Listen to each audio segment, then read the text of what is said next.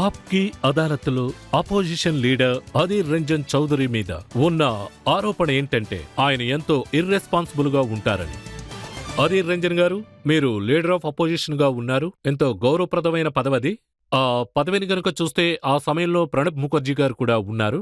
ప్రజలందరూ ఏమనుకునేవారంటే దాదా మాట్లాడుతున్నారు, అదే సమయంలో మీరెంతో ఇర్రెస్పాన్సిబుల్ గా ఉన్నారని. సరే, దీనికి మీ సమాధానం ఏంటి? అదంతా సరే గాని ఏదో ఒకటి చెప్పి తప్పించుకోవాలనుకోవట్లేదు. అదెలా? ఒకటి వెనకాల ఏమంటారు ఒకటి చెప్పండి. చూసారంటే నేను వచ్చి ఇంత దూరం 100%. మీరు వచ్చినప్పుడు నేను కూడా కొన్ని ప్రశ్నలు ఓకే, అడుగుతాను. రిలాక్స్ గా చెప్పండి. మీరు నో కాన్ఫిడెన్స్ మోషన్ సర్బా మాట్లాడడానికి ఒక అవకాశం వచ్చినప్పుడు ప్రధానమంత్రిని నీరవ్ మోడీతో కంపేర్ చేశారట కదా? నీరబ్ అర్థం ఏంటంటే సైలెన్స్, ప్రశాంతత, శాంతంగా ఉండడం, సైలెన్స్. నేను మన దేశ ప్రధానమంత్రిని ఎదిరించి ఆయన్ని గాయపరిచేలాగా, ఆయన్ని అవమానపరిచేలాగా ఇంతవరకు నేను ఎలాంటి మాట మాట్లాడలేదు. నేను చెప్పేది 100% నిజం. మొత్తం మణిపూర్ అంతా మండుతున్నప్పుడు నేను నేరుగా అక్కడికి వెళ్ళాను. మణిపూర్ యొక్క దారుణమైన సంఘటనకి దాన్ని మీరు త్వరగా అర్థం చేసుకోలేరు. మొత్తం మణిపూర్ అంతా 2 భాగాలుగా విడిపోయాయి. బయట ఉన్నవాళ్ళు, ఎక్కడో ఉన్నవాళ్ళు కూడా వాళ్ళు కిందకి దిగలేకపోయారు, దిగి రాలేకపోయారు. ఎక్కడ ఉన్నారో అక్కడ నుంచి బయటికి వెళ్ళలేకపోయారు. ఇద్దరి చేతుల్ని చూశారంటే ఒకటి కాదు, తిరిగిన అన్ని వైపులా కొత్త కొత్త మోడర్న్ ఆయుధాలు పెట్టుకున్నారు. 2 వైపులా ఉన్నాయి. ఆ ఆయుధాలు వాళ్ళు చేతికి ఎలా వచ్చాయి? ఏదో ఒక పోలీస్ స్టేషన్ ఉందనుకోండి, అక్కడ కొన్ని ఆఫీసర్స్ ఉంటారు. వాళ్ళ దగ్గర ఉన్న ఆయుధాలని ఓపెన్ చేసి వాళ్ళ జాతికి చెందిన వాళ్ళకి తీసి ఇచ్చేశారు. ఇంకోవైపు చూసారంటే ఏదో ఒక చోట కుక్కీ పోలీస్ వాళ్ళు ఉన్నారని అనుకోండి, వాళ్ళ దగ్గర ఉన్న మొత్తం ఆయుధాలని తీసేసి ఆ కుక్కీ వాళ్ళకి ఇచ్చేస్తున్నారు. అర్థమైందా? తన జాతిని కాపాడడానికి కోసం ప్రతి వాళ్ళు వాళ్ళ ఆయుధాలను ఇచ్చేస్తున్నారు. చివరికి ఏమవుతుంది తెలుసా? 2 వైపులను వేల మంది ప్రజలున్నారు కదా, మొత్తం ఆయుధంతో, దాంతో పాటు లక్షల లెక్కలో గుళ్ళు ఉంచుకున్నారు. ఇప్పుడు నేను దాని గురించి ఆలోచిస్తున్నాను, ఇప్పుడు ఏం చేయాలి అనేది. అంతేకాకుండా మన దగ్గరకు వచ్చి చాలామంది కంప్లైంట్ కూడా చేశారు. మన దగ్గర ఎంత సేన బలం ఉన్నా సరే దాన్ని నేను రెడీ చేయాలి. ఆ తర్వాత వాళ్ళని నేను 2 వైపులా విడగొట్టి పంపించాను. సగం సగం అంటే ఏంటి అర్థం తెలుసు కదా? ఇద్దరు కలిసి పక్కపక్కన నించుని కలిసి మాట్లాడుకోవచ్చు. వీళ్ళు మధ్యనుంటారు సేన. అటువైపు గుంపు, ఇటువైపు గుంపు. ఇలా చేసేటప్పుడు మీరేమనుకుంటున్నారు? మన దేశం పరిస్థితి ఇలా ఉందంటే సరే అని చెప్తారా?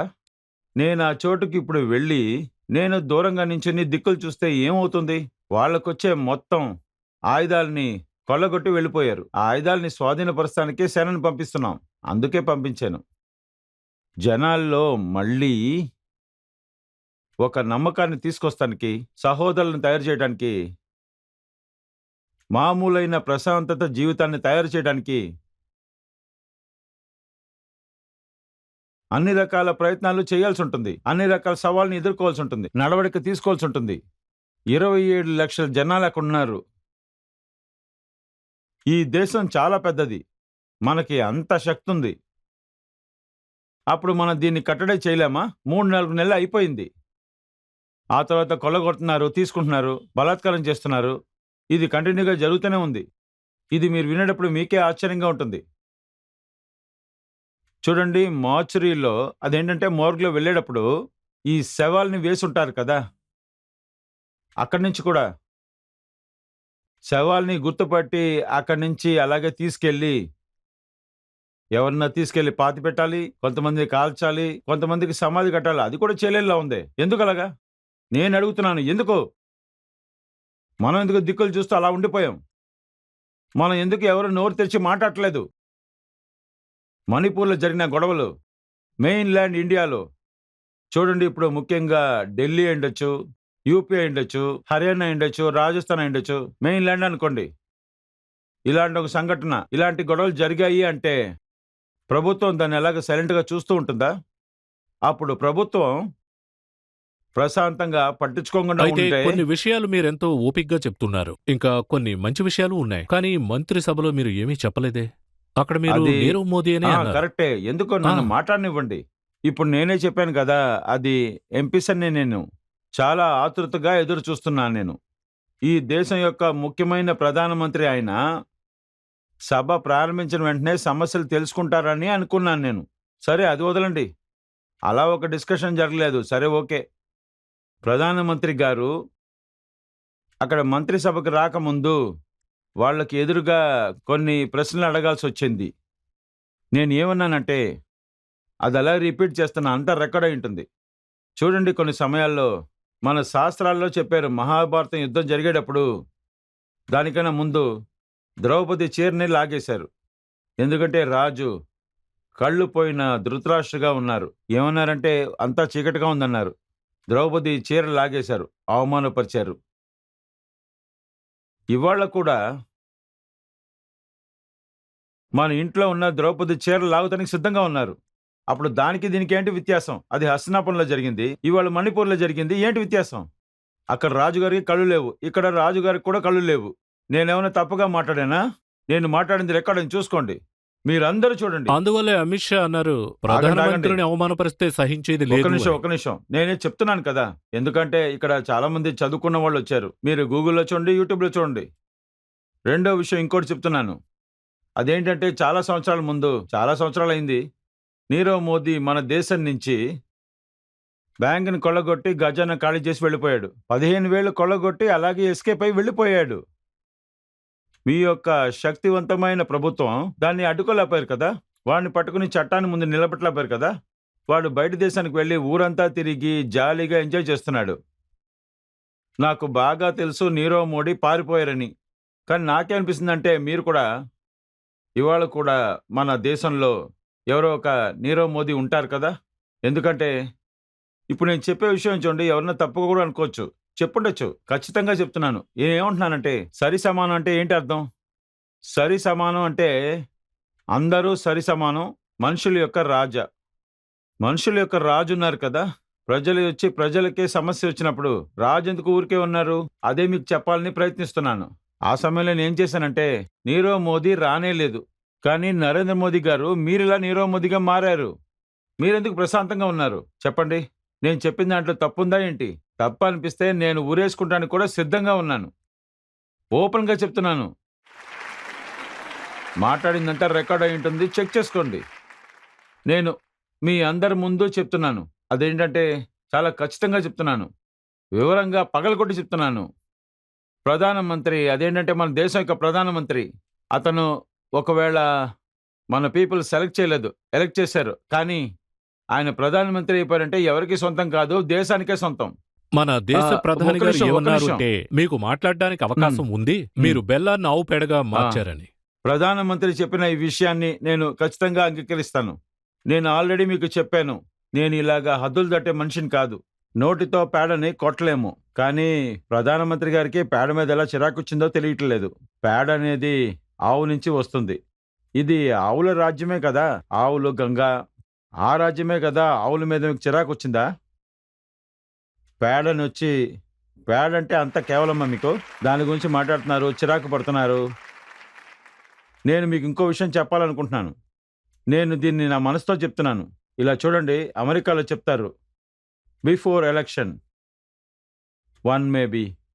ఆ అర్థం ఎలాగైనా ఉండొచ్చు. But after election everybody is American. Election ముందు ఎవరైనా పార్టీలో ఉండొచ్చు. కానీ ఎలక్షన్ తర్వాత అందరూ ఈ దేశం యొక్క గవర్నమెంట్ అయిపోతారు. అందులో ఏ మార్పు లేదు. ఎందుకు మన ఆ పాలసీని ఎందుకు యూజ్ చేయలేదు చెప్పండి చూద్దాం. మీరు చెప్పిన పాలసీ గురించి మీ పాత ఫ్రెండ్ జ్యోతిరాజ్ సింగ్ మీరు చెప్పిందే చెప్పారు. సింధియా గారు ఏమన్నారంటే అధీర్ రంజన్ చౌదరికి తన దేశం గురించి దిగుల్లేదు, మణిపూర్ గురించి దిగుల్లేదని. ప్రధానమంత్రికి రెస్పెక్ట్ ఇవ్వడంలో కూడా మీకు దిగుల్లేదని. ప్రెసిడెంట్ గురించి దిగుల్లేదు, తన పార్టీలో ఇమేజ్ను కాపాడుకోవాలనే చూసేవారట. నేను దేన్నో తలుచుకుని దిగులు పడుతున్నాను, వాళ్ళు ఎందుకు దిగులు పడుతున్నారు? కానీ అది వాళ్ళు దేని గురించి దిగులు పడుతున్నారు? అదేంటంటే మా పార్టీ వాళ్ళని పెంచింది, ఒక మనిషిని చేసింది. వాళ్ళ తండ్రి గారు, వాళ్ళ పూర్వీకుల నుంచి చూశారంటే నేను వాళ్ళని సమానంగా చూస్తున్నాను. అదంతా కూడా ఓకేనే, మంచి బంధం ఉంది. కానీ ఈ విషయం ఆ రోజు మాట్లాడారు కదా. ఇప్పుడు నేను చెప్తానికి అర్థం ఏంటంటే మీరు మీ బాధ్యతల్ని దేన్ని చేయలేదు. కాంగ్రెస్ అదే మిమ్మల్ని మంత్రి చేసింది, నాయకుడిని చేసింది. ఇవాళ నేను ఎక్కడ కూర్చున్నానో ఆ చోట్ల వాళ్ళు కూర్చోవాలి. నేను వదులుకుంటానికి సిద్ధంగా ఉన్నాను. బాగా ఇంగ్లీష్ తెలుసు. ఆయన ఏమన్నారంటే అందరినీ మీరే చెప్పేది వినండి. పంపించారట. ఇంగ్లీష్ తెలుసు, హిందీ తెలుసు. మంచి విషయం కదా. వాళ్ళేం చేశారు? వాళ్ళ రాజ్యాన్ని కాపాడుకుంటాం కోసం, డబ్బుని కాపాడడం కోసం, ఆస్తులన్నీ కాపాడడం కోసం, అదేంటంటే మోడీ గారు ఇంకా అమిత్ షా గారు కూడా సిబిఐ పేరుతో బెదిరించడం ప్రారంభించారు. ఇప్పుడు నేరుగా వీళ్ళు వాళ్ళ పార్టీలోకి వెళ్ళి జాయిన్ అవుతున్నారు. కానీ ఇలాంటి విషయాలకి నేను సిద్ధంగా లేను. నాకంత డబ్బు లేదు, ఆస్తి లేదు, గర్వం కూడా లేదు. తర్వాత మహారాజు గారు ఓ ప్రశ్న వేశారు. అదేంటంటే ఆయన ఏమన్నారంటే మోడీ గారు నీరవుగా ఉన్నారు, ప్రశాంతంగా ఉన్నారు, దేని గురించి మాట్లాడలేదు. కానీ మణిపూర్లో 130 మంది చనిపోయినప్పుడు కూడా ఏమీ మాట్లాడలేదు. ఆ హింస జరిగినప్పుడు మన్మోహన్ సింగ్ ప్రధానమంత్రిగా ఉన్నారు, మీరు కూడా కాంగ్రెస్ పార్టీలో ఉన్నారు. అప్పుడు మీరు కూడా మన్మోహన్ సింగ్ గురించి ఏమీ మాట్లాడలేదు. ఇంకో విషయాన్ని నేను వివరంగా మీకు చెప్తున్నాను. 10 సంవత్సరాల్లో ప్రధానమంత్రి అదేంటంటే ఏం చెప్తారంటే మన్మోహన్ ఆయన దాదాపు 70 సార్లు స్పీచ్ ఇచ్చారు. 70 సార్లు. మిగతాది నేను వదిలేశాను. 10 సంవత్సరాల్లో 70 సార్లు ఆయన మాట్లాడారు కదా. అలా ఉండి కూడా సైలెంట్ అయిన మన్మోహన్గా ఉన్నారు. కానీ మన యొక్క హిందుస్థాన్లో ఉన్న ప్రధానమంత్రి నరేంద్ర మోడీ గారు ఆయన్ని చూశారంటే ఒక్కొక్క విషయాన్ని మాట్లాడతారు. అది వేరే విషయం ఉండొచ్చు, లేకపోతే అది ఎలక్షన్కి సంబంధించిన విషయం ఉండొచ్చు. ఒక్కో విషయం గురించి మాట్లాడతారు, మళ్ళీ మళ్ళీ మాట్లాడుతూ ఉంటారు. కానీ దాదాపు 10 సంవత్సరాల ముందు పార్లమెంట్లో కేవలం 30 సార్లు ఆయన చాలా విషయాలు మాట్లాడారు. అప్పుడు ఎవరు మౌనంగా ఉన్నారు? ఇంకా ఎవరు మౌనంగా లేరు? ఇక మీరే నిర్ణయం చెప్పండి. ఎందుకంటే నేను ఆన్ రికార్డులని మాట్లాడుతున్నాను. పార్లమెంట్లో నేను కాంగ్రెస్ పార్టీ మెంబర్గా అది ఉన్నాను. కూడా మీరు 2 గంటల 13 దేని నిమిషాల గురించి సేపు మాట్లాడారు? మాట్లాడారు. ఇది ఖచ్చితంగా రికార్డ్ అయి ఉంటుంది కదా.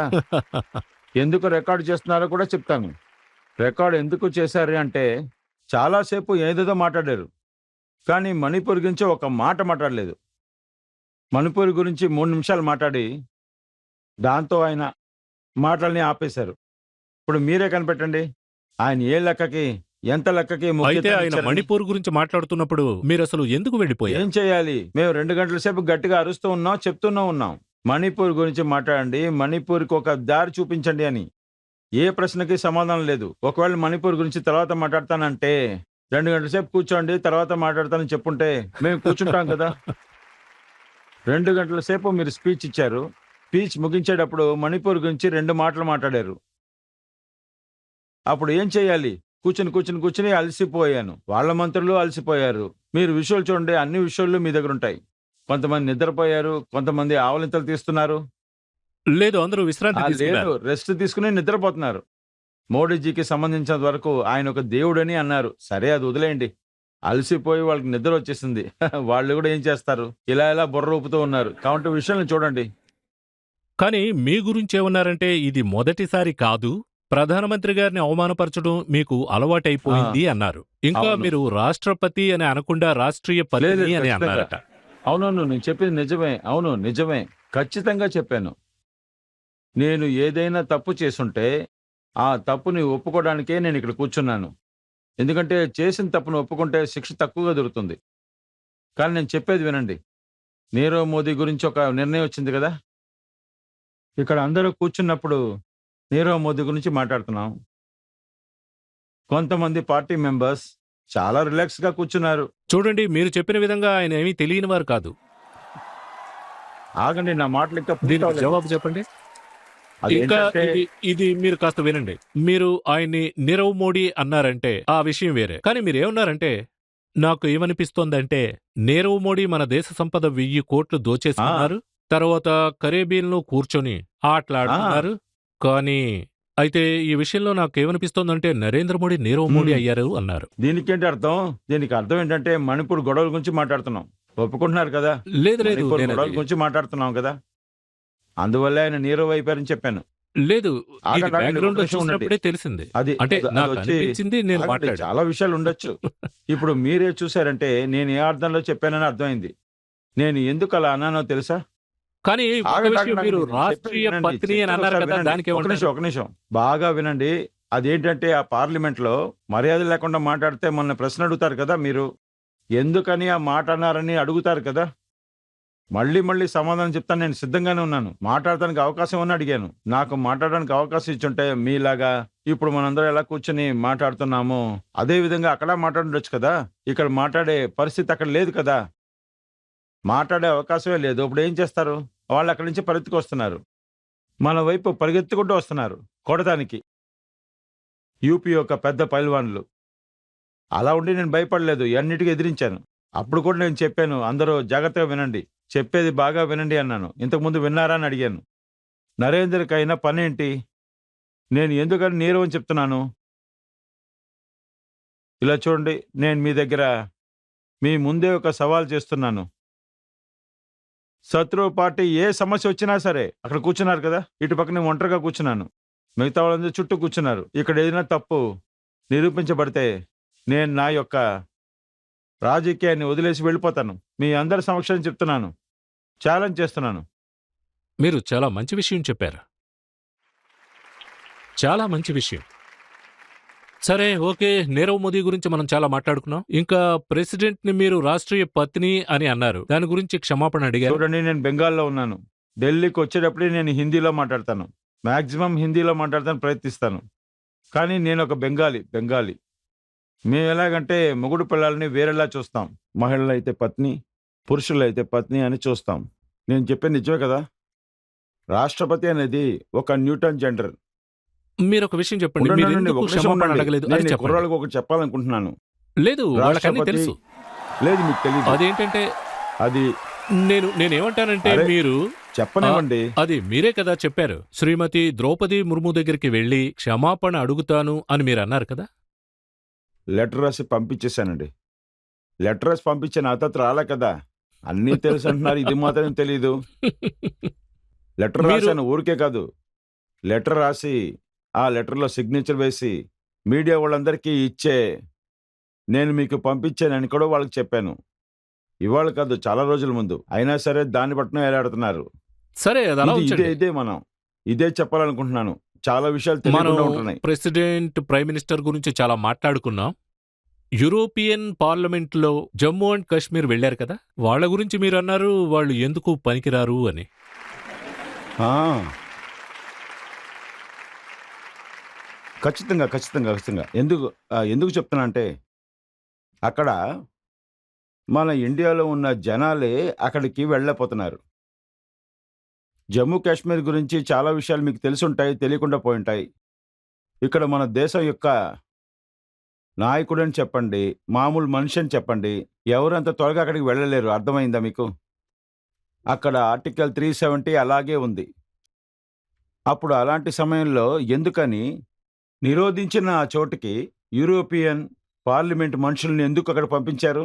ఎందుకు వెళ్ళారు? వాళ్ళని చుట్టూ చూస్తానికి అనుమతించలేదు. వాళ్ళందరికీ ఎవరిని మీట్ అయ్యే అనుమతి కూడా ఇవ్వలేదు. టోటల్ ఇంటర్నెట్నే ఆపేశారు. ఆ తర్వాత కొంతమంది మాత్రం చూశారు. ఆ మనుషుల్ని తీసుకెళ్ళి హోటల్లో ఉంచేసి హడావిడిగా వాళ్ళ ఆర్మీని అక్కడికి రప్పించి అలాగే వెంటనే ఒక పిక్చర్ని చూపించారు. అదే తప్పు. అందుకే నేను చెప్పాను, ఇదంతా ఒక డ్రామా అని. ఖచ్చితంగా. లేదు అది బెంగాల్లో ఈ మాట యూజ్ చెయ్యరు కదా. నేను ఎందుకు చెప్పానంటే బాగా వినండి. నేను ఇప్పుడు హిందీ నేర్చుకుంటున్నాను కదా. హిందీ నేర్చుకోవడం వల్లే కానీ చెప్తున్నాను. మీరు హిందీ చదవడం కాస్త అరకొరగా నేను ఉంటుంది. అది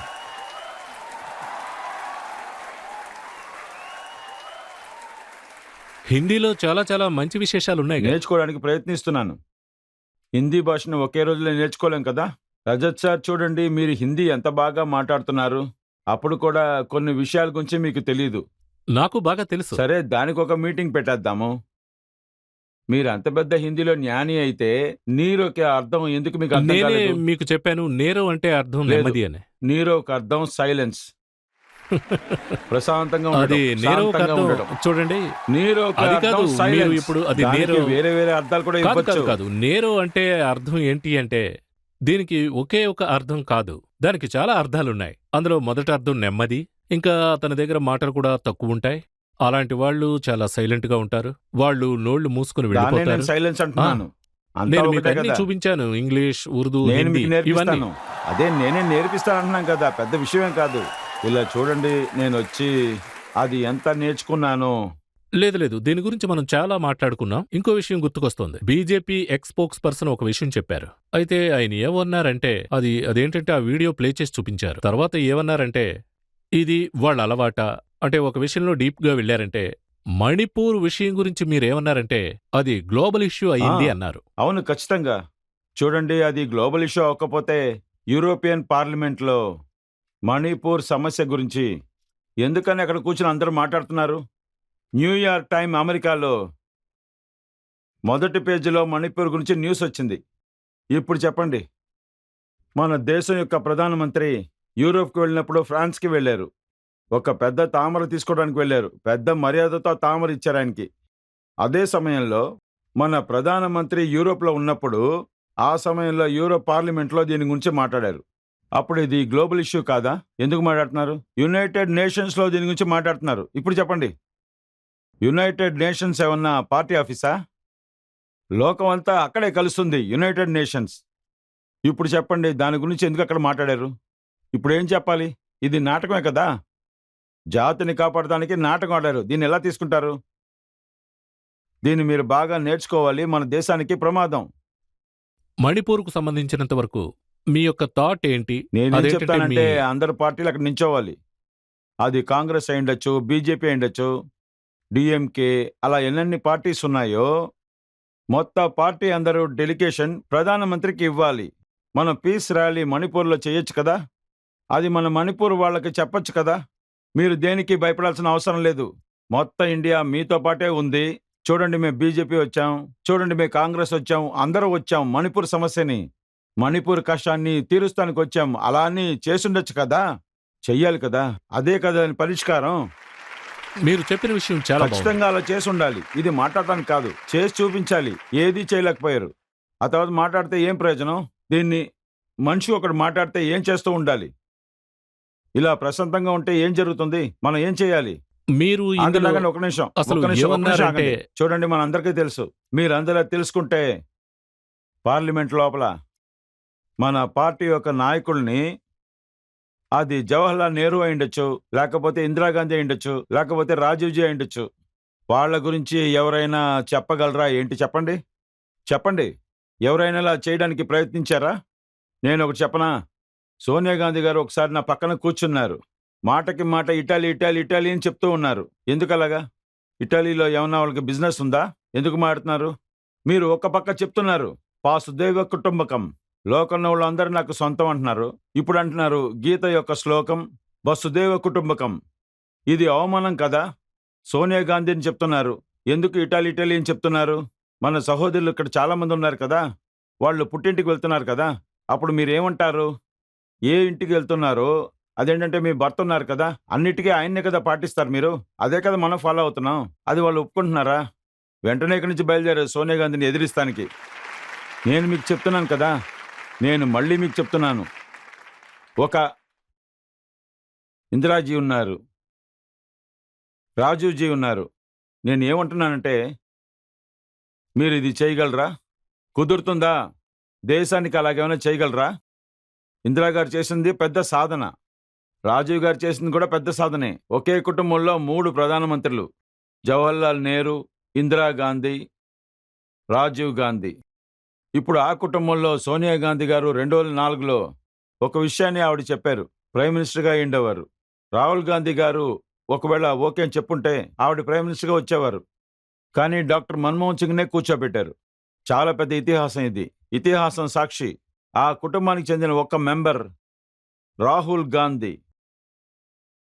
చాలా విషయాలు చేసి 1 నెల లోపల ఇంటి నుంచి బయటకు వెళ్ళిపోయారు. తర్వాత ఇదే ఢిల్లీలో, ఇప్పుడు వెళ్ళి చూడండి ఢిల్లీలో, అక్కడ వేల బంగ్లాలు ఉన్నాయి. అక్కడ బీజేపీ పార్టీ నాయకులు వీళ్ళంతా దాన్ని యూజ్ చేస్తున్నారు. వాళ్ళు ఎవరు ఒక మెంబర్స్ కూడా కాదు. రాహుల్ గాంధీకి ఒకే 1 నెల దాన్ని కూడా అనుమతించలేదు. ఇప్పుడు నేను మిమ్మల్ని అడుగుతున్నాను, ఇదే రకమైన సంఘటన జరిగితే అది మన దేశానికి మంచిదా? మీరే చెప్పండి. ఇలా జరిగితే మంచిదా చెప్పండి. మీరు కూడా చెప్పారు కదా మోడీకి సమాధి తవ్వుతున్నామని. చూడండి, వెంటనే నేను క్షమాపణ అడిగాను. అది అప్పుడే అయిపోయింది. కానీ మీరు పోలీసుని నా దగ్గర పంపించారు. పోలీస్ అస్సాం నుంచి వచ్చారు. ఢిల్లీ ఎయిర్పోర్ట్లో తప్పుగా నేను ఒక విషయం చెప్పాను. నన్ను పట్టుకోవడానికి అస్సాం నుంచి పోలీసులు వచ్చారు. కానీ నేను ఆ పదాన్ని చెప్పిన రోజునే క్షమాపణ అడిగాను. ఇంకేం కావాలి చెప్పండి. సరే రండి, ప్రేక్షకుల సమాధానం ఏంటో చూద్దాం. సార్, ప్రియాంక గాంధీ గురించి మీకు ఏమనిపిస్తుంది? మీరు కొత్తగా రాజకీయాల్లోకి వస్తారనుకుంటున్నారా? కొన్ని సమయాల్లో ఉంటున్నారు, కొన్ని ఆవిడ సమయాల్లో ఎక్కడికి ఉండట్లేదు. వెళ్ళలేదు. ఆవిడ ఈ రాజకీయానికి వచ్చేసారు. ఆవిడ హిమాచల్ ప్రదేశ్లో అదేంటంటే ఎలక్షన్ జరిగింది కదా. ఆ, ప్రియాంక గారు తుఫాను వేగంలో అక్కడ దిగారు. చాలా వేగంగా ఉన్నారు. గెలుపొందారు కూడా. తర్వాత మీలాంటి చాలామంది ఏం ఎదురు చూస్తున్నారంటే ప్రియాంక గారు ఇంకా వేగంగా రాజకీయంలో దిగాలనుకుంటున్నారు. తర్వాత రాజ్యాన్ని కోసం తన యొక్క సేవలు చేయాలని అనుకుంటున్నారు. నేను ఖచ్చితంగా మీ మనసులో ఉన్న ఆశని, ఆ విషయాన్ని నేను ఆవిడని చూసినప్పుడు ఈ విషయాన్ని చెప్తాను. ఖచ్చితంగా చెప్తాను.